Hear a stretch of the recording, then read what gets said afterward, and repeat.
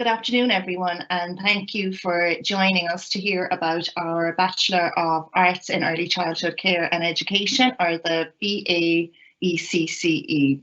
So for the first part of our time together this afternoon, I'm going to take you through a brief presentation to give you a flavour of early childhood in Mary Immaculate College, to look a little bit about early childhood and its significance and why it's such an exciting area of study. And of course, I'll take you through the programme itself, and we can have some time at the end to reflect on possible pathways from the programme and what the student experience is like here in Mary Immaculate College.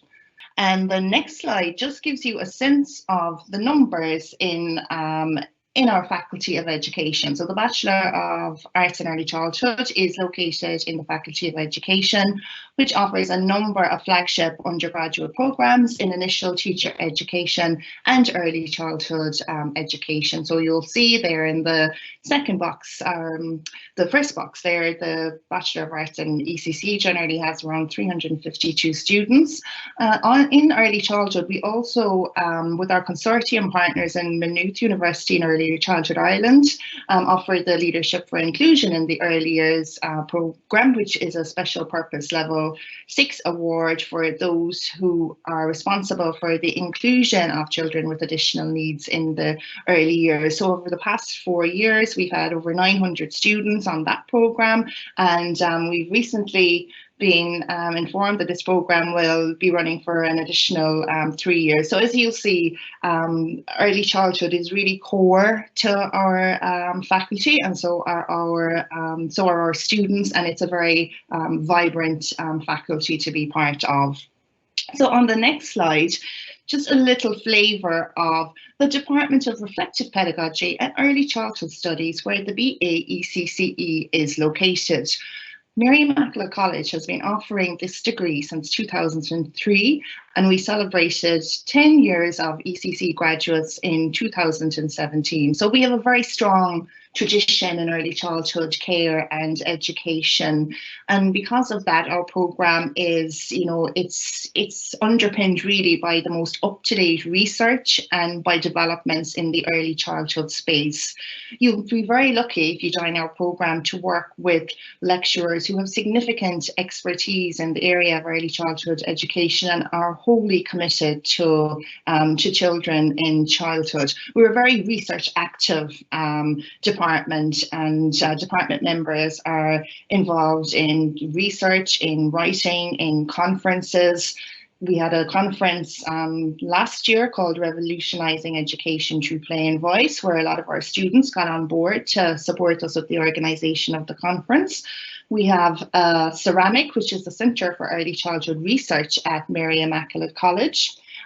Within Ceramic, we have contributed to a number of key developments in the early childhood space, such as the evaluation of the Teach Me As I Am Early Years programme, an evaluation of teachers and parents' perspectives of school readiness, and universal design guidelines for early learning and care settings. So again, our students benefit hugely from the expertise that we have within the Department of Reflective Pedagogy and Early Childhood Studies. So on the next slide, I'm going to look a little bit at the importance of early childhood, because anybody that's interested in pursuing this area is probably very interested in this also.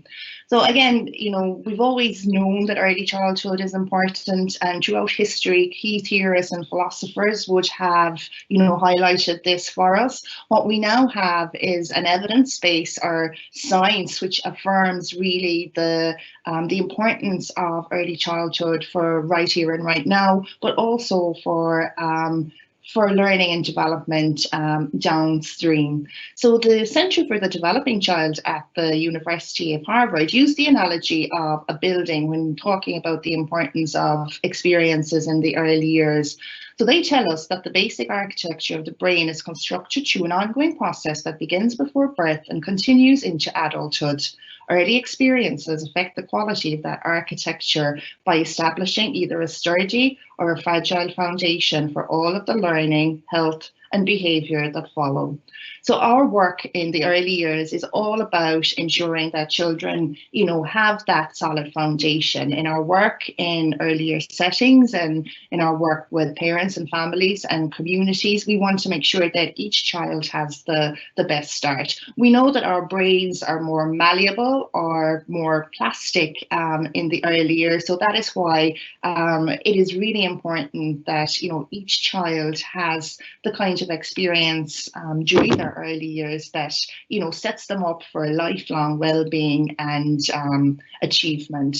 So as we now have the scientific evidence that really, I suppose emphasizes the importance of these early years, we've seen increase in investment in early childhood education in Ireland and globally. So really, it makes economic sense to invest in early childhood education and care, because the return on our investment is much more than it would be if we invest later in life. There's also a social justice argument. If we commit to the idea that early childhood is so important, we want to ensure that each and every child has equal opportunities, that each and every child has support to grow and to flourish and to reach their potential. Because of all of this, governments here and internationally are prioritising early childhood care and education. As you'll see on the next slide, in Ireland in 2018, First Five, which is a whole of government strategies for babies and young children and their families, was published. First Five reflects the government's commitment to improving every child's quality of life in the early years. In order to do this, the First Five strategy commits to supporting parents. So we know that we've probably heard maybe on the media that parental leave is increasing.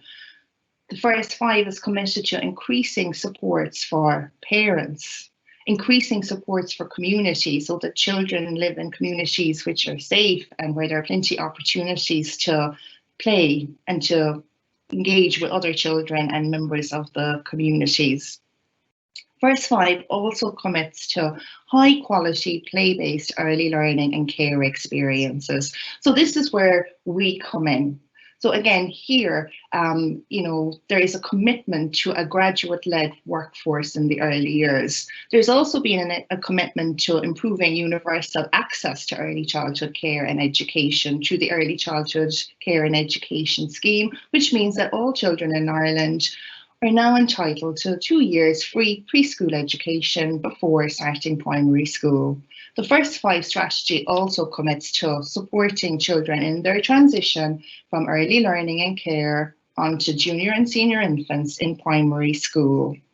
So this vision is an ambitious vision, and it's going to be a very exciting number of years ahead as we see this vision translated into practice, and we can all play our role in providing high quality, play-based early learning and care experiences.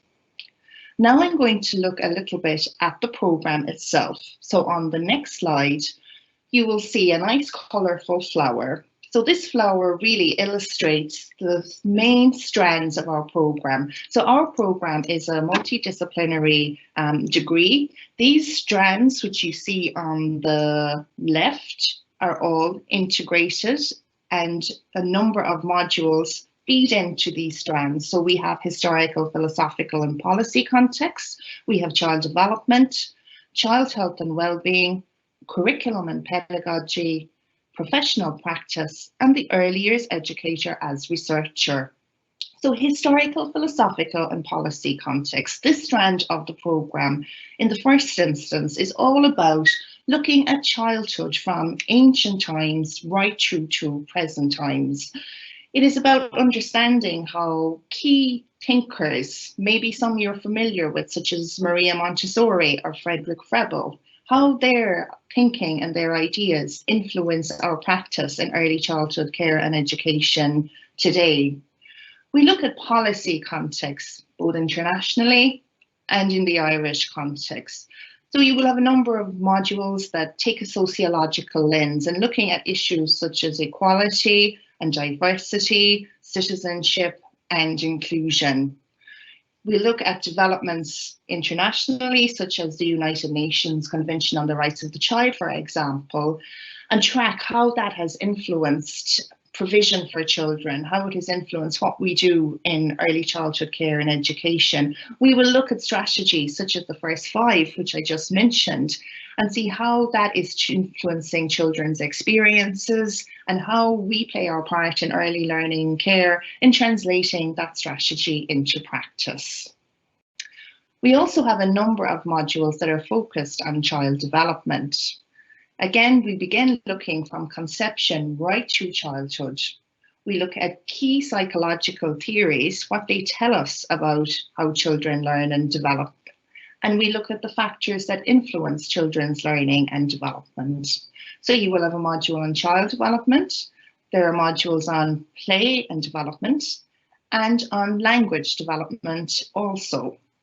You have modules in educational psychology and advanced psychology. And in these modules, you look again at key cognitive processes, things like relationships, things like motivation or attention, and how these develop during the early years. And most importantly, how as an early years educator, you can use theoretical perspectives to inform your practice when you're out on placement in early years settings. We also have 2 modules on child health and well-being. In these modules, you will look at how as an early years educator, you can create a healthy and safe environment for young children.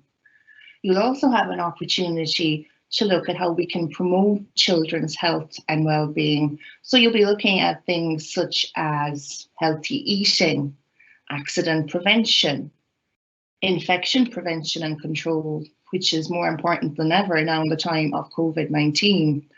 You'll have an opportunity to look at chronic childhood illnesses, things like asthma, allergies, and how, again, we can support children who may have such conditions.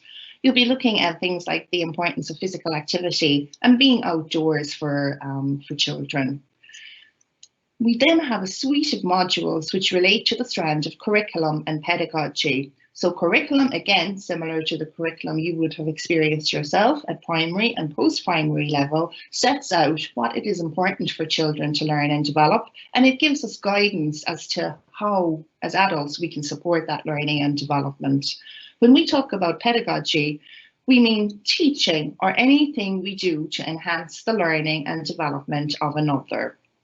So across a number of modules, you will be working very closely with ASHTR, which is the Irish for Journey, and ASHTR is the Early Childhood Curriculum Framework in Ireland for children from birth to 6 years. We also have a national quality framework called Síolta, which is the Irish for Seeds, and the National Council for Curriculum and Development have a website called the ASHTR Síolta Practice Guide, which our students work very closely with as they learn throughout the 4 years on the programme to observe and assess children's learning and development, to plan appropriate learning experiences, to facilitate those learning experiences, to evaluate how effective those learning experiences have been. And we also place a huge emphasis on reflective practice. So how, as early years educators, we can continuously learn to reflect on what we're doing, what works well, what doesn't work so well, and how we can use this to continue to improve the quality of our pedagogy or our teaching. We then have professional practice placement also, and I have just made a few points on the next slide in relation to professional practice placement. So professional practice placement is core to our programme. We're highly committed to the idea that it is really important that our students have the opportunity to apply all their learning across their modules in practice. So professional practice placement involves working with children in the age range of birth to 3, and in the age range of 3 to 6 or preschool age children. So throughout these professional practice modules, you learn to see what the learning needs and interests are of very young babies and toddlers, and preschool children. And you also learn how you can respond to those needs and interests in order to enhance children's overall well-being and their learning and their development. We also have an opportunity in year 3 of the programme for professional practice placement in services working with or for our children, families and communities. So this gives students an option to perhaps work in an early intervention context or perhaps in a primary school context. Students might be interested to work in junior, senior infants. We have students who might be interested in working with an organisation such as the local county childcare committee. Throughout professional practice placement, students get the opportunities to work as part of a community of practice. So they learn from managers and early years educators in the settings in which they undertake their placements in. We also have opportunities for you to undertake placement with a peer on the programme, so you get the opportunity to experience collaborative planning, facilitation and evaluation.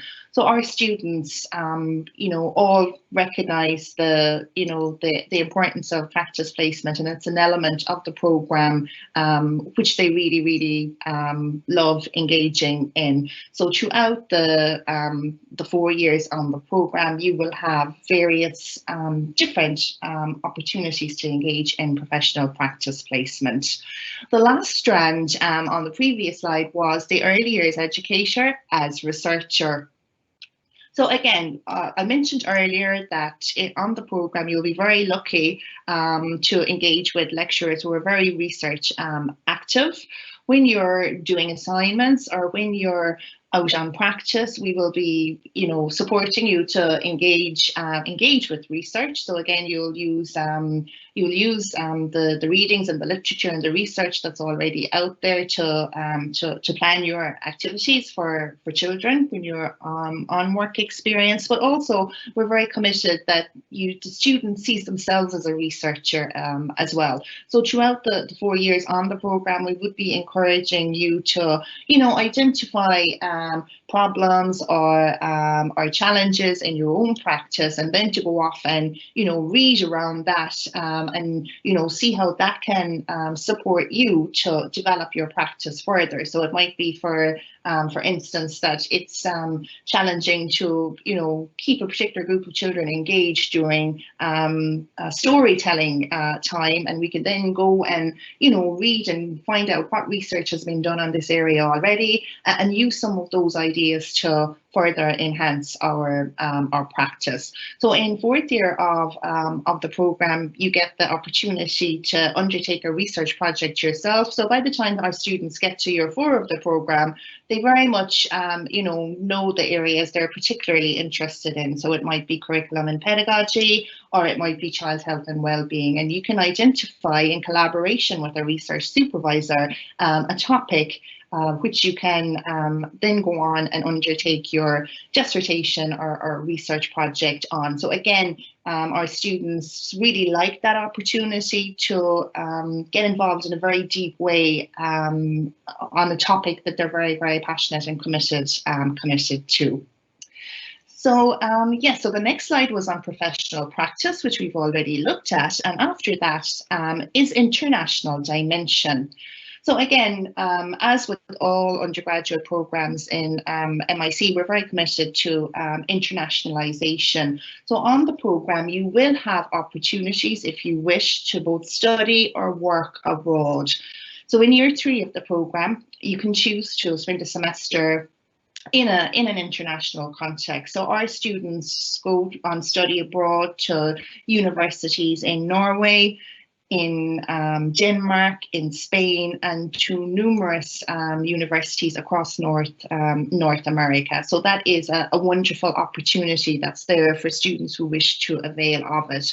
We also have partnerships with a number of early learning and care services in Italy, and in Spain and in Germany, where our students can undertake a work abroad placement. So you can decide to take one of your professional practice placements in an international context. So as well as, I suppose our ECC students outgoing, to other universities across Europe and America, we're also very fortunate that we always will have inbound international students. So from year to year, you will always have students from other countries in your modules. And this is, a really important part of the student experience, because we get to hear about early childhood education in different countries and their curriculum and their different approaches. It also means that, lecturers are mobile. So staff in Mary Immaculate College will be traveling a lot and coming back with,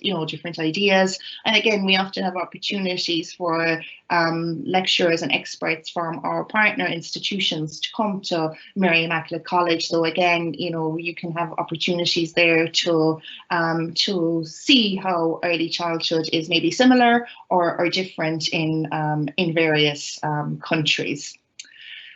So just before we finish up, to talk a little bit about that kind of transition maybe to college. So I'm sharing on the next slide with you a little piece from a research project I mentioned earlier in the presentation on school readiness in the Irish context. So as part of this piece of research, preschool age children were asked about how they felt about transitioning to primary school. And there you can see the school is bigger than any school in the world, bigger than a giant, and the children would need help finding their way around by the teacher. And we saw some Hot Wheels and Transformers and cool things. So, I suppose just to acknowledge that any transition can be a little bit scary for all of us, no matter what age we are.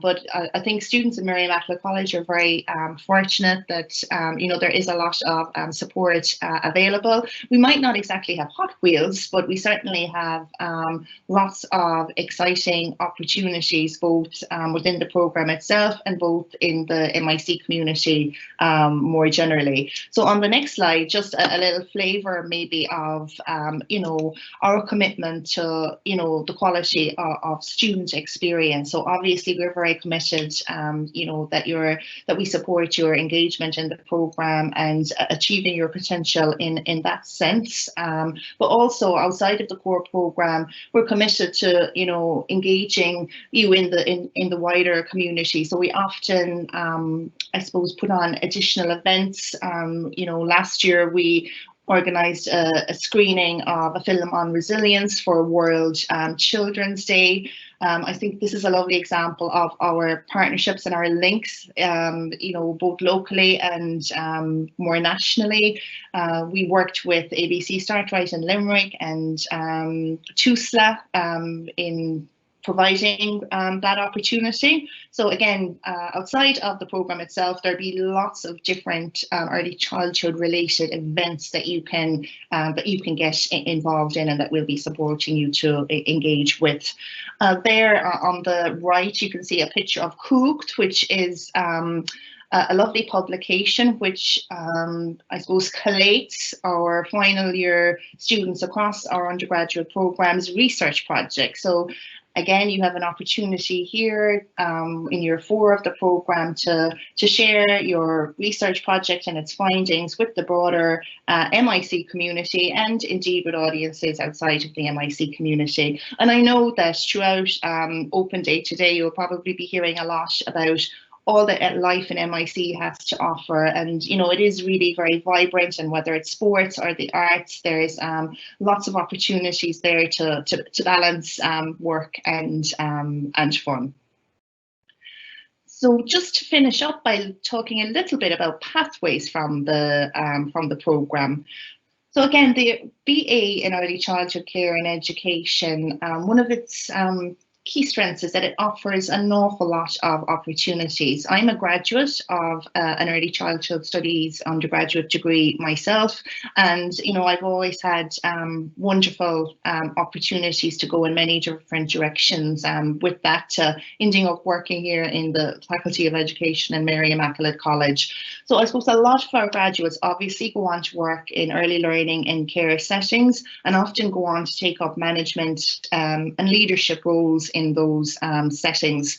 With experience post graduation, graduates of the BA in ECCE can go on to work as early years specialists in organisations such as Better Start, and they can go on to work as early years inspectors with the Department in Education and Skills. Again, our graduates will go on to work in community services and family support services. And obviously, a lot of our graduates are interested in pursuing postgraduate studies as well. So again, there are a broad range of opportunities here, just to give you an idea of some of the directions our graduates have gone. Obviously, we have some graduates who have pursued the PME, or Professional Masters in Education in Primary Teaching. We have graduates who pursue studies in the allied therapies, so students who go on to do postgraduate study in speech and language therapy, or occupational therapy, or play therapy. We have graduates who are, particularly interested in research, and they might develop the idea they had for their undergraduate research project and take that to master's level. And we have students who pursue postgraduate studies in early intervention, health promotion, lots of different areas. So I think really the key is that throughout the 4 years of the programme, students decide, where their specific interest lies. Again, sometimes that changes as well, but there are many wonderful opportunities, and really the sky is the limit in terms of where the BA and ECCE can take our graduates. So that brings me to the end, and I'd just like to thank you for listening. And now I know I'm going to have a conversation with Pat. Thanks very much, Lisa, for a very clear and precise presentation. So we have a little bit of time left, so I might just maybe tease out a few of the issues or a few of the points that you raised during your presentation. I suppose, first of all, you did mention off-campus or the professional placement during your presentation. Would you just elaborate a little bit more on that? What is exactly involved? What do students do, and maybe how it's organised? Yeah. Okay. So again, depending on the placement, there will be, a different focus. So you'll be working, with either, children under 3 or preschool age children. So I suppose we have what we call professional development modules. So every time you have a practice placement, that is, preceded by a period of, I suppose, college-based preparation.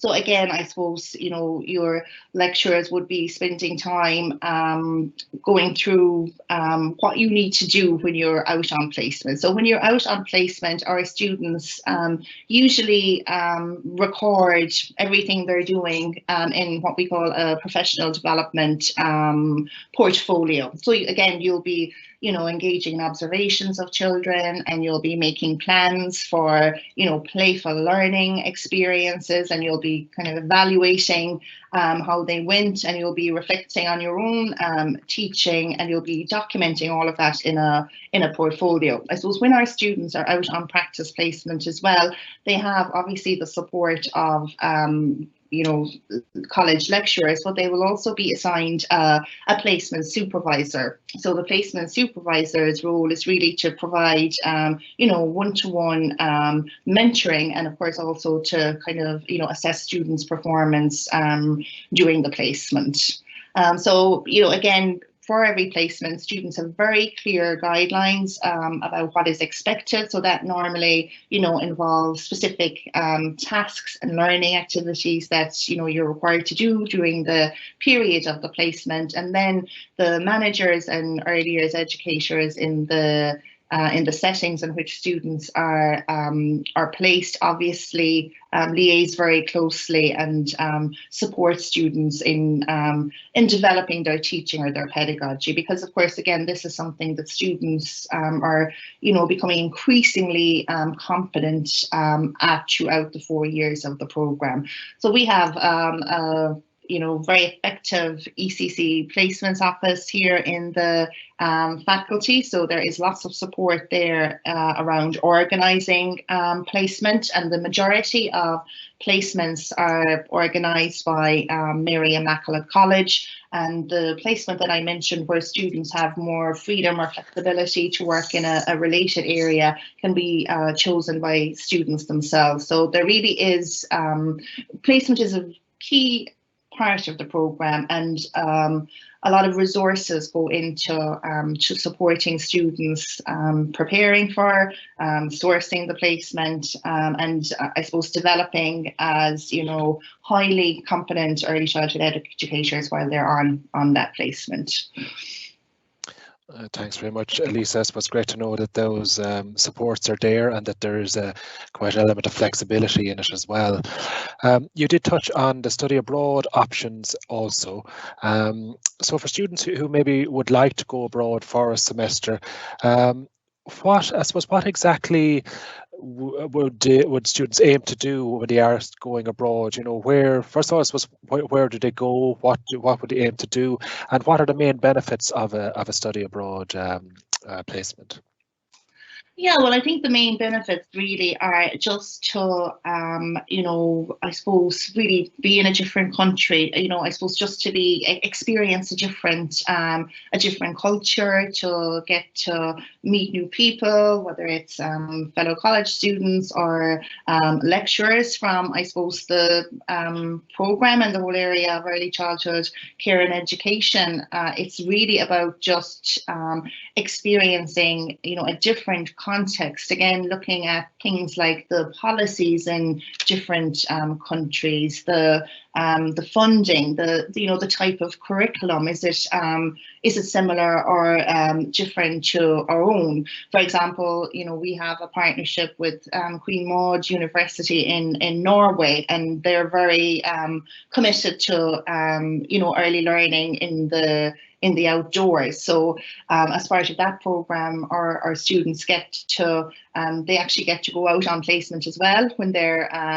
in Norway, so they can, in college, again, learn about how the outdoor learning environment is used, and then they're out on placement as well in Norway, and they're getting to experience what that's like. And I suppose ultimately they will, students who travel abroad come back to MIC, and they also share, I suppose, their experience with us as lecturers and with the college community, with students in different years of the program, and again, sharing ideas in terms of how can maybe what they've experienced or what they've learned, how can we use that to continue to develop a quality of our own practice here. And I suppose as well, we have a highly effective early years system in Ireland, and I think that the host universities and settings really benefit from learning from our students, who are great ambassadors for both Mary I and early childhood in Ireland, about how we do things here in Ireland. Yeah, that's some great points there, Lisa. I suppose maybe for some prospective students who are watching this presentation, they might be thinking about things like assessment and such.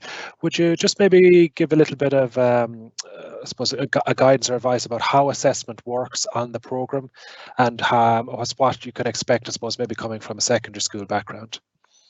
Yeah, so I suppose, obviously we talk about modules rather than subjects. So each module will have its own type of assessment. So we're very kind of committed to, I suppose, providing a very kind of broad range of assessments, so that I suppose our students have many ways to represent or to communicate their learning. So we might have, you know, more traditional end of semester style examinations, but we use a lot of continuous assessment. So our students might be writing academic essays. Our students might be writing, again, portfolios for placement is an important part of assessment. Our students might be undertaking case studies in certain modules. We also would use methods such as presentations, so students get an opportunity to kind of orally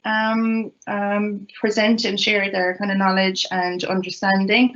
I suppose, again, some of the assessments will be individual, but we're also committed to encouraging students to work together. So sometimes assessment might be a period assessment. You might be working with a fellow student, or it might be a group assessment. You might be working with, you know, a small group of students as well. And then we have, you know, modules such as, you know, creative arts, where students again might be making their own you know, artifacts, and you know, they would form part of the assessment as well. So all in all, in any given semester, our students will have a nice balance of, you know, different types of assessment, and as said, some might be individual and some might be more collaborative. And again, you know, we work hard to ensure that, you know, assessments are, you know, spread out across the semester to, you know, support our students to be engaged, I suppose, with assessments all through the semester, rather than it being something, you know, that happens all together at the end of the semester. Yeah, thanks, Lisa. Yeah, some very interesting points there. You mentioned during your presentation about the dissertation, and I suppose maybe coming from secondary school, this might be unfamiliar maybe to some of our listeners. Could you, I suppose, would it be fair to say that a dissertation, it's a unique piece of research, is it? And you can maybe tell us about some areas that students might have looked at in previous years as well.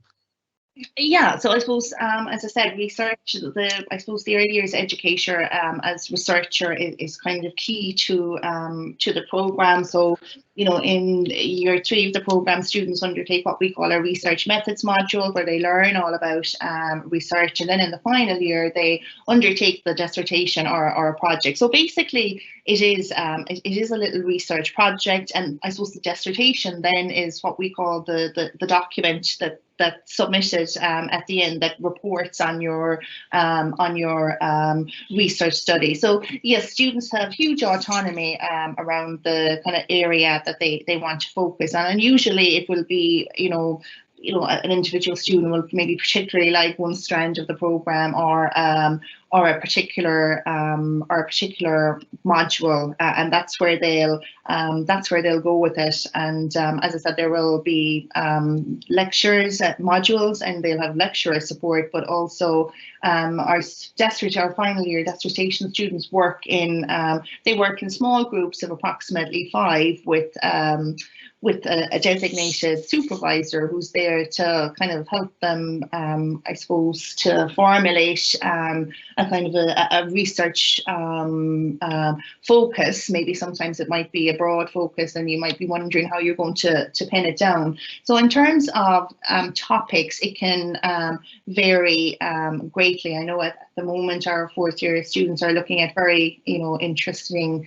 areas such as, you know, again, how is outdoor play used in early years settings in Ireland, you know, looking at, you know, the role of pretend play for, you know, children's language and communication, looking at, you know, maybe it might be inclusion is the focus, looking at how, you know, children with additional needs are included maybe in the junior and senior infant classrooms. Students are looking at things like transition from, you know, from preschool to primary school.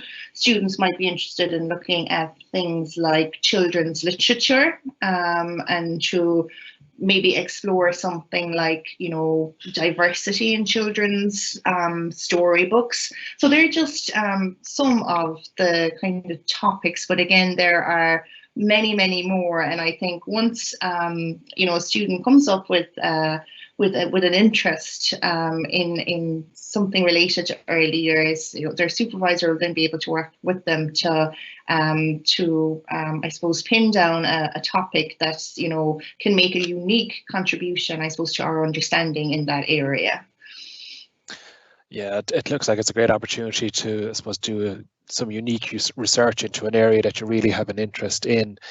I suppose in terms of after you finished your early childhood degree, Lisa, are there postgraduate options maybe that students can pursue, or would you like to talk a little bit maybe about where our students have found employment after their degree? Yeah, so again, I suppose a lot of our students will obviously go and work in the early learning and care sector. Again, there are a lot of opportunities there for, room leadership and again, setting leadership and management. And of course, we have a number of graduates who have gone on to open their own early years services. And, a lot of them then will facilitate our students on placement, which is lovely. So again, we would have graduates of the program who might go on to work with the city and county childcare committees. We have students who go on, I suppose, to work as research assistants as well. So it very much depends on where your focus actually is when you complete the degree. Of course, we have a number of graduates of the BACC who come back to work with us as well as, placement supervisors, as, research supervisors, and of course, as teaching fellows and as, lecturers. So that's always, a pathway that's very interesting to many students who, as I said, want to go down the academic route. Of course, some of our students might be interested in, pursuing primary teaching. So they have the option there to go on and, do a PME program, such as the one offered in MIC.